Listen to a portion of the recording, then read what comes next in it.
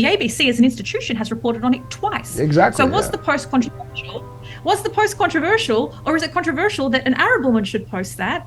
Or is it only controversial when Human Rights Watch criticizes Israel? Because if I had shared a Human Rights Watch post that criticized Hamas on October 7 for their human rights atrocities, of which there were many, would I be fired? Australia's national broadcaster ABC is under fire after reports surfaced that pro-Israel lobbyists allegedly forced the dismissal of an Australian Lebanese presenter. Antoinette Lattouf was fired by ABC just 3 days after starting her short-term contract. Her dismissal came shortly after she posted on social media a Human Rights Watch video that accuses Israel of using starvation as a weapon of war in Gaza. And now she's fighting back, and she joins us to speak about it on Real Talk Online. Antoinette Lattouf, thank you so much for speaking to us on Real Talk Online. Oh, thanks so much for having me. So you were contracted to cover basically an ABC morning radio show. It was a short-term contract. You started on the 18th of December, and then you were dismissed on the 20th of December. Can you just walk me through those 3 days? What was happening then?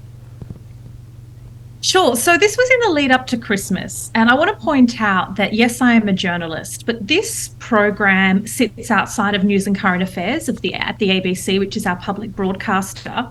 And particularly in the week leading up to Christmas, it's a real lifestyle type program.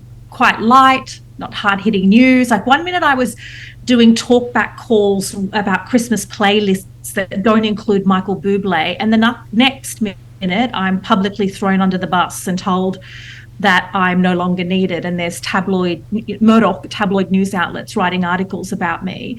And then within a couple of days, people all across the country are up in arms, and the ABC studios are being vandalized because of my sacking. So it went from Michael Bublé, Christmas pudding discussions, being fired, and then a huge public backlash. Right. And what was going through your mind through all of this? I mean, just walk me through the mental process.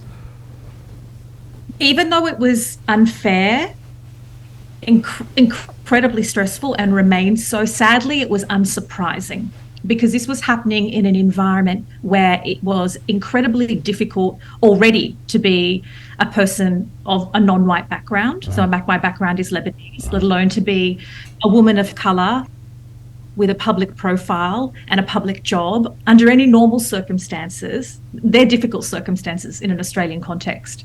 And thrown into the mix is the ongoing humanitarian crisis in Gaza, where a lot of journalists at the ABC and other outlets, myself included, had signed a petition calling on our media to do better in its reporting, calling on our media to scrutinise IDF sources in the same way we scrutinise sources from Hamas, calling to humanise Palestinian voices and plights, calling out the need to speak more about the fact that our journalist colleagues are being killed daily. And so there was already this sort of tense feeling that as journalists, we weren't able to do our job freely and do our job as well as we'd like in relation to the humanitarian crisis. But here I am hosting a show where I'm playing music, I'm talking about Christmas, I'm talking about getting together with your family, I'm talking about the cost of living crisis. I am in no way, shape or form talking about Israel and Gaza. But there are a section of the Australian community that were unhappy that I was near a microphone, and our public broadcaster, which should be independent, seemed to be compromised. Can you tell me about that conversation when you were told 3 days in that you were about to be dismissed? So the conversation was an hour before. There was an all-station meeting. Everybody's there. Among many things, I get addressed and told that doing a great job, sounding great. Less than an hour later, I'm brought into a room with 3 managers and who I've otherwise had a good relationship with.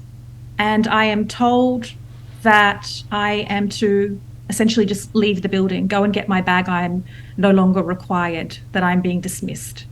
And I was shocked. And I was like, why? We just had that meeting. I'm like, we've planned tomorrow's show. Like, how is that? Why? And they were like, well, you shared this Human Rights Watch post, and it puts your credibility or your impartiality in question. I was like, what? But the ABC news outlet published that story, and I didn't add any commentary. I presented it as a factual Human Rights Watch reporting starvation as a tool of war. And Human Rights Watch, as you would know, is one of the most reputable human rights organizations in the world.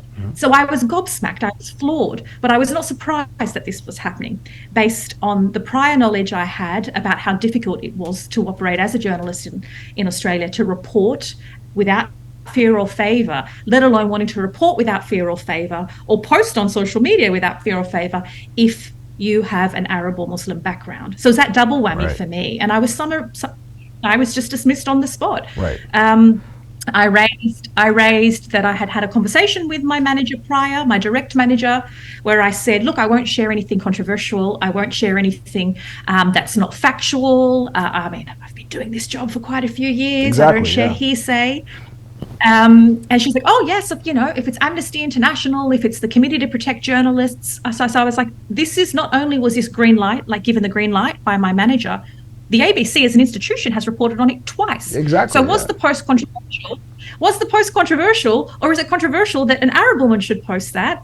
Or is it only controversial when Human Rights Watch criticizes Israel? Because if I had shared a Human Rights Watch post that criticized Hamas on October 7 for their human rights atrocities, of which there were many, would I be fired?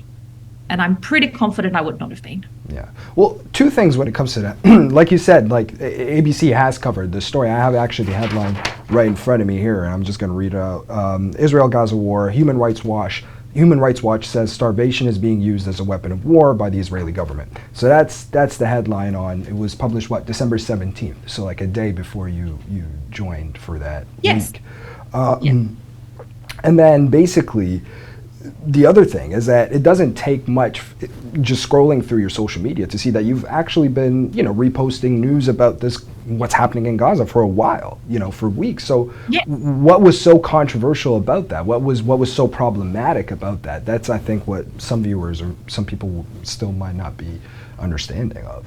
And I think that calls into question the legitimacy, and what I'm claiming is unfair dismissal, because Kenneth Roth from Human Rights Watch has been posting furiously and giving interviews. There is nothing controversial about sharing a Human Rights Watch post. In fact, he's concerned that this sends a message. It has a chilling effect on other journalists being too afraid to post one of the most reputable human rights organizations in the world. And as you say, anybody who scrolls through my feed shows that I have provided commentary. I have talked about the need for a ceasefire, my concerns about the killing of journalists. I've done an investigation into the veracity of a video that went viral from Australia, which purported to show masses of people chanting something really anti-Semitic. And there's some real questions about the veracity and the authenticity of that video. So it was no surprise that I was well acquainted and definitely well informed about the humanitarian crisis in Gaza, but also that I was put on air for something different. I was doing a different job. I wasn't there in a hard news, international affairs capacity. I was there to entertain, to take calls, and to play music. Right. And I know you have an ongoing case, but what can you say about this WhatsApp group that you mentioned a few minutes ago? The Lawyers for Israel WhatsApp group. We've seen leaked messages come out of this group, and the reports that are coming out now is that this group basically orchestrated your dismissal. What can you say about this? In terms of that WhatsApp group, the first thing I want to say is that people have the freedom to assemble and lobby, whether they're corporations or advocacy groups or religious lobby groups. It's a right. They have that right, even if their demands are outlandish, even if they're baseless, even if I don't agree with them. So I don't really have any beef with that WhatsApp group. What concerns me and what concerns journalists and a lot of Australians about our public broadcaster is what a WhatsApp group and what influence it can have on a body that is meant to be impartial and independent. That is where my concern is. Right. I'm not here to speak too much about the contents of that group. It has been published by an investigative journalist. It's there for anybody who wishes to see it. Lobby groups lobby. It's what they do. That's okay. I have no issue with that. I have issue when lobby groups can influence what's meant to be an impartial, independent public broadcaster, not only the public broadcaster, but all the way up to the chair of the board. And seemingly influence it, intimidate it enough to have somebody removed for sharing a Human Rights Watch post. Yeah, and I know you're saying that you don't have beef with them, but they clearly have beef with you. So just on even a personal note, Antoinette, like when you saw the content of these messages, I mean, how did you feel? Like, why did you think about what is it that you did that got them all wound up against you, basically? Well, the first thing I thought was, for a bunch of lawyers, nobody spelt my name right. There were multiple variations of wrong spelling of both my first name and surname. So I was like, oh, you all got through law school.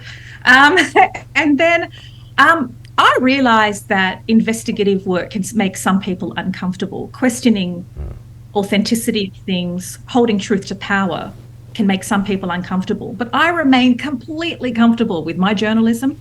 I remain completely comfortable with my stance that I don't think journalists should be targeted and killed. I don't think innocent civilians should be targeted and killed. I mainly felt sadness that people have the capacity to do good and have chosen instead to try and get somebody fired. Okay. Well, moving on to your case. So basically, you and your lawyers, you filed an unlawful termination case on the grounds of political opinion or a reason that included political opinion.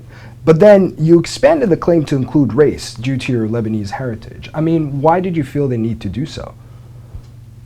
The reason we added race to the case was because there are a bunch of other high-profile ABC presenters who have said very politically charged things, including, referring to one government as bastardry and making suggestions that COVID health orders, things that could potentially impact public health, as opposed to just sharing Human Rights Watch post, as I did, things that are more polarizing, are more arguably factually incorrect, and they had no consequences. Whereas with me, the bar is higher, and the punishment is far more severe. And the ABC, unfortunately, has a history of the way it treats Indigenous Australians, with the departure of its most high-profile presenter, Stan Grant, just last year, and also the resignation of the ABC's federal political reporter, Noor Haider, who is also a Lebanese woman. She too resigned on the basis of the way culturally diverse. So there's a cultural. You saw a trend. There. You saw a trend, basically. There's a trend, and so it was important to point out that some people are allowed political opinions and others are not. Not only are some people allowed them, some people will be rewarded for them and promoted for them, even if they are damaging those opinions.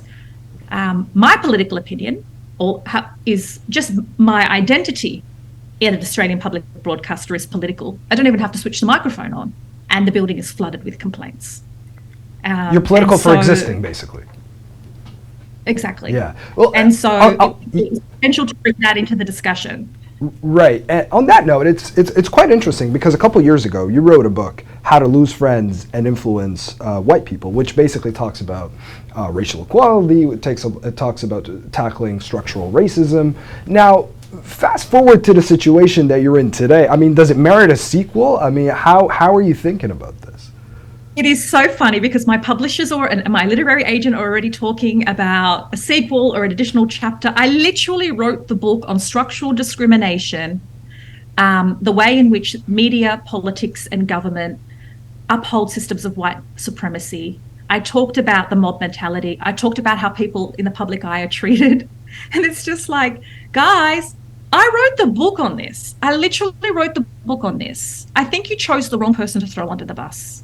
What would you say to other journalists, whether they're younger journalists or just other journalists in Western media who could be of Arab heritage, of color, whether they're a minority, that feel like they may have to basically self-censor, especially when it comes to Israel or criticism of Israel, and in order to avoid basically a situation like the one you're in? I think I can understand their trepidation and their concern because it is warranted.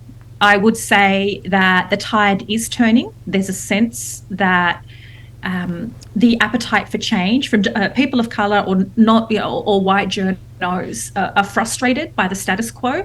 I think social media and access to direct images and the amazing journalists on the ground getting the pictures out of Gaza, that has engaged people who otherwise look at the Middle East and are like, oh, it's too hard, they all just kill each other, too complex, all of those kind of strange throwaway comments and lines that disregarded sort of the geopolitics and the humanitarian crisis in that region for so long. I'm seeing people here from farming backgrounds in regional Australia with Smith as surname, so invested in truth-telling and really invested in human rights. And it's something I've never seen at this level before. I am heartened and hopeful because of that.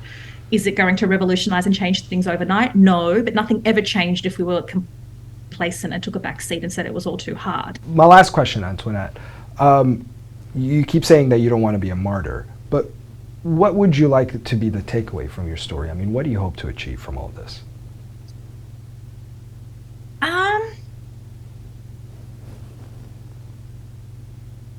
I mean, I'd love a few things to happen from this. Selfishly, I want to be put back on air because I love it. I want the ABC to do some serious reflection. Something has to change in there. I mean, the BBC, when they got it wrong with Gary Lineker and they took him off air for a social media post, they apologised. They put him back on air and they reviewed their social media policy.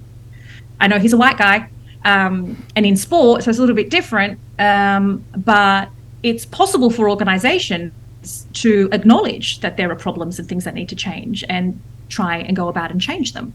So to shift that culture, I would like the Australian public to get some kind of indication that they can trust that the public broadcaster is independent and impartial.